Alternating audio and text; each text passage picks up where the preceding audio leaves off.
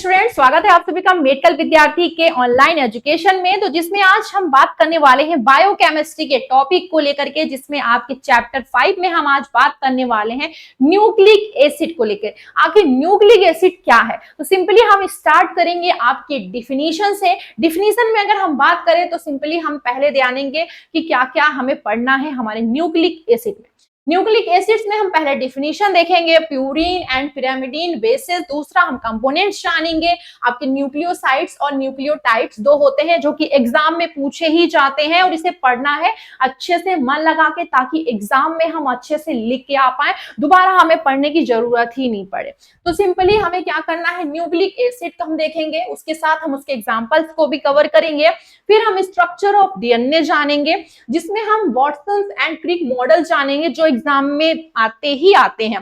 Simply RNA और उसके functions जानेंगे। तो ये चैप्टर ही इंपॉर्टेंट है, तो इस चैप्टर को अभी से ही हम तैयार करके चलते हैं कि हमें इसको पढ़ना ही है, क्योंकि ये हमारे एग्जाम में पूछे ही जाने वाले चैप्टर्स हैं जो कि आने ही आने हैं।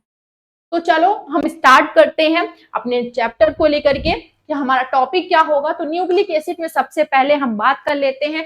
न्यूक्लिक एसिड में तो देखेंगे purine and pyrimidine. Purine and pyrimidine both organic compounds take a part of synthesis of DNA. क्या है? पार्ट है किसका? डीएनए और आरएनए, जिसको ही हम क्या कहते हैं, building blocks of genetic materials, जैसे डीएनए और आरएनए। एंड नेक्स्ट इसमें हम क्या देखेंगे, दे आर नाइट्रोजिनस बेसिस। किससे बना होता है? Makeup the two different nucleotides. किससे बना होता है? दो डिफरेंट न्यूक्लियोटाइड से आपके किस में, डीएनए और आरएनए में। एग्जाम्पल दिया है पायरिमिडीन का, दूसरा आपका दिया है प्यूरिन का। तो हमने इसमें देख लिया। हमारे स्ट्रक्चर्स कभी कभी एग्जाम में पूछे जाते हैं, तो स्ट्रक्चर्स को आप देखते चलिए ताकि आपको याद रहे। जैसे हमने यहाँ पे दिखा दिया है कि पहले प्लेस में, दूसरे में क्या है, तीसरे में, चौथे में कार्बन, उसके बाद यहाँ पे भी, यहाँ पे भी। तो ये हमारा क्या हो गया, पायरिमिडीन का स्ट्रक्चर, और ये हमारा प्यूरिन का स्ट्रक्चर हो गया। तो यहाँ तक हमारा क्लियर होता है। आगे आते हैं, कंटिन्यूअली हम स्टार्ट करेंगे इसी के आगे।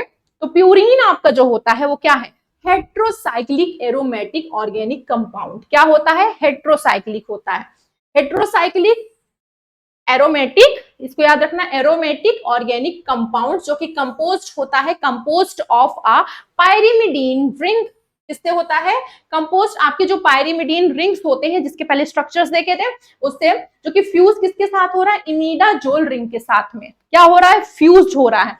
दूसरा कंप्राइज हो रहा है आपके एडेनिन और ग्वानिन और आपके न्यूक्लियस के साथ। तो यहां तक हमारा सिंपल क्लियर हुआ। आगे चलते हैं। It consist to hydrogen carbon ring. किससे कंसिस्ट हो रहा है? दो आपके हाइड्रोजन और कार्बन रिंग से हो रहा है। और नेक्स्ट 4 नाइट्रोजन आपके एटम्स भी हैं। और क्या है? 4 नाइट्रोजन एटम्स। आगे आते हैं। मेल्टिंग पॉइंट्स की अगर हम बात करें प्यूरिन में, तो क्या है इसका, 214 डिग्री सेल्सियस, जिसको हम कह सकते हैं 214 डिग्री सेल्सियस। ओके, कैटाबोलिज्म की बात करते हैं। तो कैटाबोलिज्म में अगर हम देखें तो रिजल्ट में क्या है, तो result in the production of uric acid. इसका जो परिणाम होता है, अगर हम बात करें इसके, तो क्या होता है, प्रोडक्शन हो रहा है किसका, आपके यूरिक एसिड का। आगे आते हैं एग्जाम्पल। तो प्यूरिन्स की अगर हम बात करें तो प्यूरिन्स में आपका क्या है, एडेनिन है, एडेनिन और ग्वानिन है, जो कि दो आपके कार्बन नाइट्रोजन रिंग बेस है। तो ये हमने एग्जाम्पल्स भी देख लिए। आगे आते हैं इस पे। तो ये हमारा क्या है, स्ट्रक्चर है। क्या हमने देखा यहाँ पे, हमारा क्या है, स्ट्रक्चर है। तो सिंपली आपको स्ट्रक्चर दिख ही रहा होगा इमेजेस में, आप ध्यान से देख लीजिए स्ट्रक्चर्स को, जिसमें आपको कार्बन्स दिख रहे होंगे, फिर इसके साथ नाइट्रोजन्स दिख रहे होंगे, फिर आपको साइड में हाइड्रोजन्स भी दिख रहे होंगे जिसमें ऐड है। आगे आते हैं। Pyrimidine is a heterocyclic aromatic organic compound. क्या होता है, आपका जो पायरिमिडीन होता है वो हेट्रोसाइक्लिक एरोमेटिक ऑर्गेनिक कंपाउंड्स होते हैं, जो कि कंपाउंड्स के साथ कंपोस्ट किससे हो रहे हैं, आपके कार्बन और आपके हाइड्रोजन से, जो कि मैंने बताया कि इसमें क्या है, आपको कंपोस्ट दिख रहे हैं। आगे कंप्राइजेज आपके cytosine, thymine, uracil as a nucleobases. क्या है, कंप्राइज किससे हो रहा है, साइटोसिन, थायामाइन और आपकी आपके जो भी यूरेसिल है एज एन न्यूक्लियोबेसिस पे। ठीक है। Next consist of one hydrogen carbon ring. किससे कंसिस्ट हो रहे हैं? आपके एक हाइड्रोजन और कार्बन रिंग से, और दूसरा अगर हम देखें तो नाइट्रोजन एटम से। किससे? दो नाइट्रोजन एटम। आपको दिख ही रहे होंगे कितने हैं, दो से हो रहे हैं। ठीक है, आगे देखते हैं। Melting points of pyrimidine is the 20 से 22 डिग्री सेल्सियस, यहां बता रहा है। नेक्स्ट, कैटाबोलिज्म क्या कर रहा है? प्रोड्यूस करता है carbon dioxide, beta amino acid और अमोनिया। तो ये क्या कर रहा है? प्रोड्यूस कर रहा है। यहां तक हमारा क्लियर हुआ। एग्जाम्पल ले सकते हैं पैरामिडीन्स। क्या कर रहा है? आपका हो रहा है इसमें साइटोसिन और thymine. Next, one carbon nitrogen ring bases है। तो यहां तक क्लियर हो गया हमारा टॉपिक। आगे बढ़ते हैं, अगर कोई कंफ्यूजन हो तो आप पूछ सकते हैं। न्यूक्लियोसाइड्स और न्यूक्लियोटाइड, ये एग्जाम में आता है तो इसको अच्छे से हमें कवर करना है। तो चलो स्टार्ट करते हैं। पहला आपका आता है नाइट्रोजीनियस बेस। इसमें क्या होता है? नाइट्रोजीनियस बेस में दे कंप्राइजेस पायरेमिडीन्स या प्यूरिन बेसेस, जिसमें क्या है? डीएनए कंटेंट क्या कर रहा है? एडेनिन, जिसको हम किससे रिप्रेजेंट कर रहे हैं? ए से। दूसरा है ग्वानिन, जिसको हम कर रहे हैं जी से। तीसरा है हमारा साइटोसिन, जिसको हम कैसे कर रहे हैं? सी से रिप्रेजेंट। ठीक है, और थायमिन को टी से, जो कि क्या है? आरएनए में क्या कंटेन हो रहा है? एडेनिन, ग्वानिन, साइटोसिन और यूरेसिल। तो ये दोनों हमें याद रखना है। किसमें क्या कर रहा है? डीएनए में क्या कर रहा है? आरएनए में क्या कंटेन है? ये हमने क्लियर कर लिया।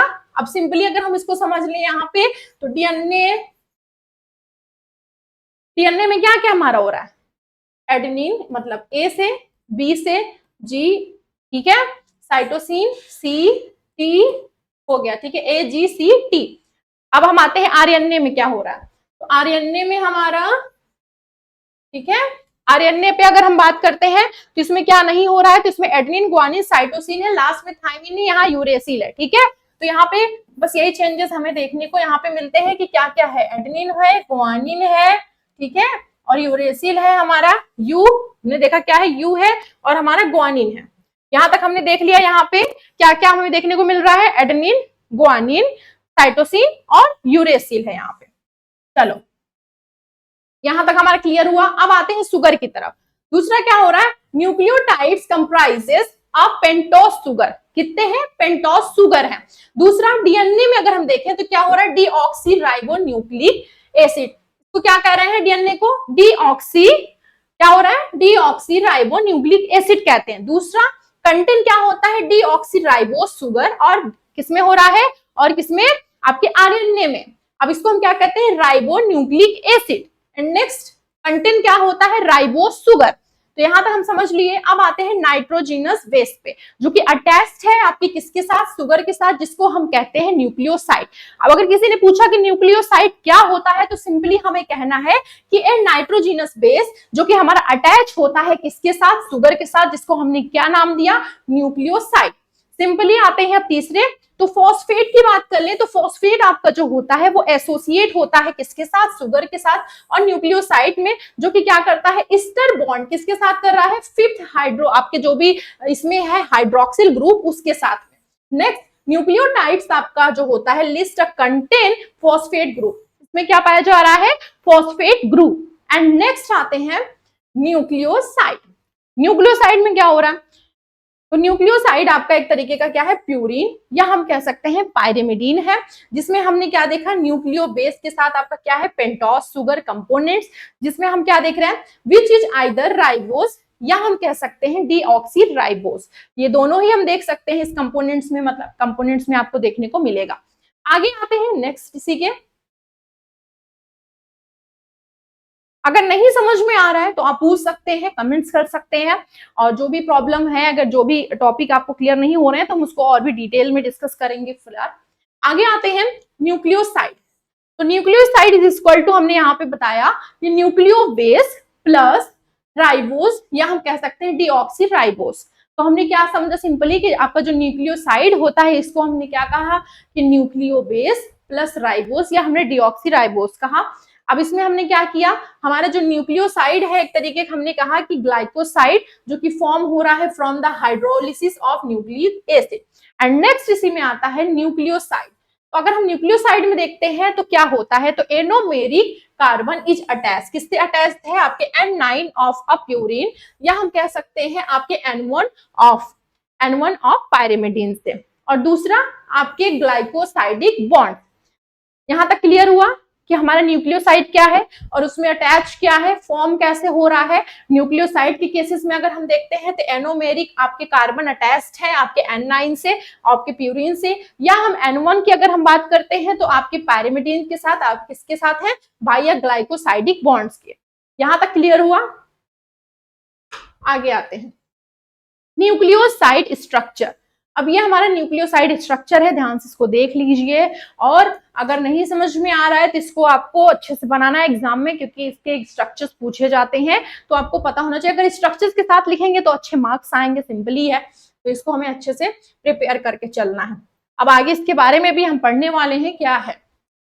तो आते हैं न्यूक्लियोटाइड्स की अगर हम बात करते हैं तो इसमें क्या होता है, ऑर्गेनिक मॉलिक्यूल्स जो कि कंसिस्ट होता है आपके न्यूक्लियोसाइड और आपके फॉस्फेट के। यहां तक क्लियर हुआ, किससे कंसिस्ट हो रहा है, पहला तो ऑर्गेनिक मॉलिक्यूल है और दूसरा न्यूक्लियोसाइड, और आपके किससे हो रहा है, फॉस्फेट से। नेक्स्ट सर्व क्या कर रहा है, they are serve as a monomeric unit. Monomeric unit क्या कर रहा है, सर्व कर रहा है। दूसरा nucleic acid polymers, deoxyribonucleic acid और राइबोन्यूक्लिक एसिड। और नेक्स्ट क्या हो रहा है उसी के साथ, which are essential biomolecules within all life form on earth. अब इससे हम क्या समझते हैं कि सिंपली क्या हो रहा है इसमें, कि इसमें क्या सर्व कर रहा है हमारे nucleotides, monomeric unit of the nucleic acid polymers, जैसे क्या क्या, डीऑक्सीराइबोन्यूक्लिक एसिड, राइबोन्यूक्लिक एसिड, और उसी के साथ विच आर इसेंशियल, जो भी हमारे बायोमोलिक्यूल्स होंगे उसको भी, उसी के साथ जो भी हमारे ऑल लाइफ फॉर्म जो हमारे अर्थ पे होते हैं वो सारे। आगे आते हैं a molecules consisting of a nitrogen. क्या कंसिस्ट हो रहा है आपके मॉलिक्यूल्स में, अगर बात करें नाइट्रोजन, और कंटेन हो रहा है बेस जिसमें एडेनिन, गुआनिन, थायमीन या साइटोसिन, जो कि आपके किस में पाए जाते हैं, आपके किस में है, डीएनए में होते हैं। नेक्स्ट आता है आपका इसी में गुआनिन, यूरेसिल, एडेनिन, या हम कहें साइटोसिन, जो कि आपका होता है आरएनए में, हमने इसके पहले देखा था।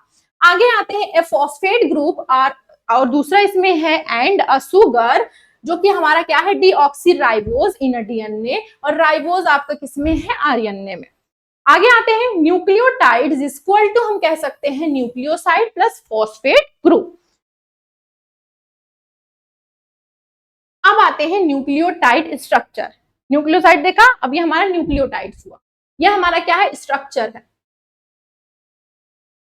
Phosphate group. अब आते हैं आगे, इसके आगे की जो टॉपिक है हम क्लियर करेंगे नेक्स्ट वीडियो के लेक्चर में। तब तक के लिए थैंक यू सो मच।